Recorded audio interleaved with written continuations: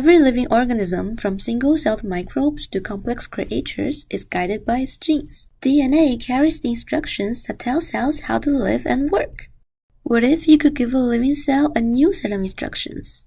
In genetic engineering, we edit DNA to rewrite instructions so cells can perform new and useful functions, such as tiny factories that can make useful recombinant proteins, like medicines, enzymes, and nutrients.